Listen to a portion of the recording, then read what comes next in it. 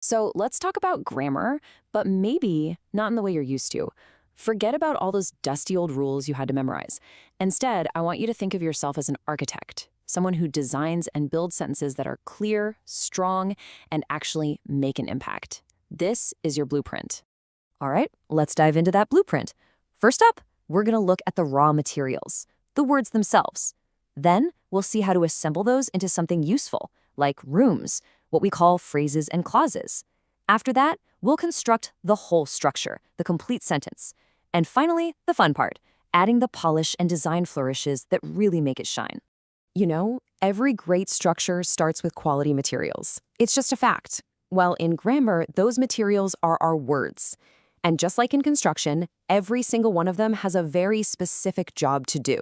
So let's break down a few of the most important ones. First on our list are adverbs. Oh, these are fantastic little words. They add all the detail and color. Think of them like the paint you choose or the texture you put on a wall. They give so much more information about the actions and descriptions in your sentence. Okay, check this out. It's amazing what one word can do. Without the adverb, you've got a basic idea. He spoke. Fine. But you add one word, clearly, and suddenly the whole picture changes. You don't just know what he did, you know how he did it. It's the difference between a simple pencil sketch and a full-color, detailed painting. Next up, we have prepositions. Now, if you're an architect, you need a map, right? You need to know where things are.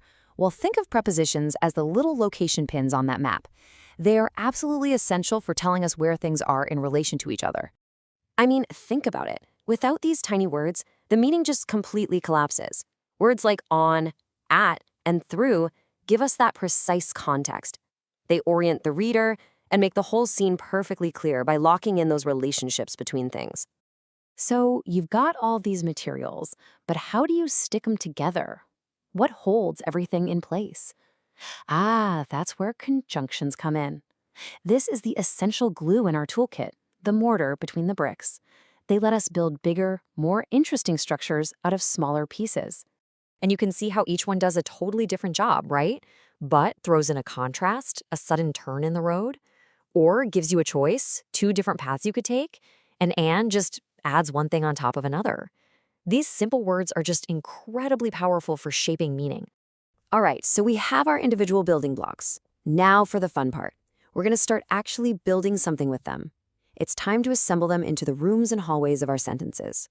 And this is a really important distinction.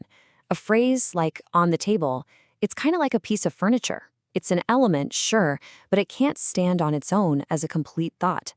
A clause, on the other hand, like the book is on the table, that has a subject and a verb. That team up makes it a self-contained room. It's a complete idea. A phrase is the furniture, a clause is the room itself. Okay, so we've defined our rooms, our clauses and phrases. Now it's time to build the whole house. This is where we put it all together to create a full, structurally sound sentence. Let's watch this happen step by step. We start with a solid foundation, an independent clause. The architect drew the plans. It's a complete thought. It works all by itself. Then we add a phrase to give it more detail. Where did she draw them? In her office. And finally, we use a conjunction to bolt on a whole new clause, expanding our simple bungalow into a much bigger, more informative house. You know, a truly great architect doesn't just work in a vacuum. They incorporate ideas from clients, engineers, other designers. In writing, we do the same thing, and a key skill for that is what we call reported speech.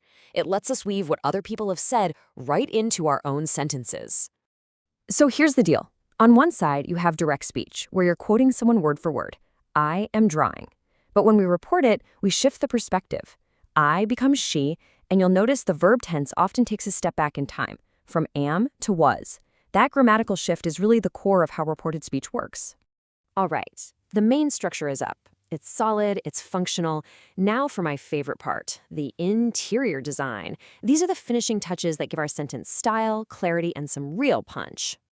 I mean, you can just feel the difference in energy here, can't you? The architect designed the building. It's active, it's direct, it's strong. Our brains actually process this more easily because it follows a natural story. Doer, then action, then receiver. The passive voice, the building was designed, is a bit more roundabout.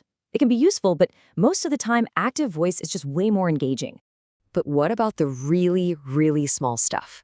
The little details that make sure people can navigate our building easily. We have to talk about the smallest marks that honestly have the biggest impact of all: punctuation. Now, don't think of these as boring rules you have to memorize. They are literally traffic signals for your reader. A period is a red light. Stop. The idea is over. A comma is a yield sign. Just take a quick pause before you keep going. They tell your reader how to move through your ideas. Using them right is absolutely crucial for being understood. And really, that's the whole point, isn't it? We've gone all the way from single words, our raw materials, to complete polished sentences. You have the blueprint now. Grammar isn't a cage designed to trap you. It's the key that unlocks your ability to build your ideas for everyone to see. So, here you are. The architect's toolkit is in your hands now. You've got the materials, you understand how to assemble them, and you know how to add those crucial finishing touches. The only question left is, what are you going to build?